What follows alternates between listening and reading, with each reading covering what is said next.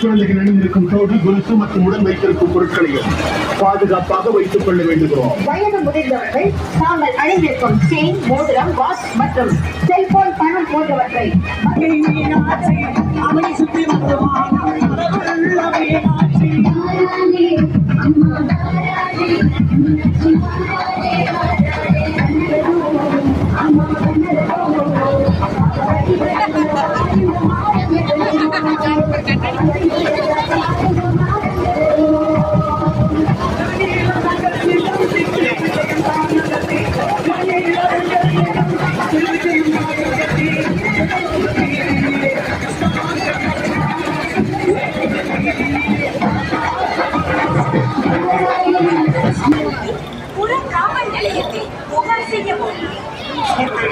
உங்களுக்கு தெரியாமல் ஆண் திருடர்கள் மற்றும் பெண் திருடர்கள் இருப்பார்கள்.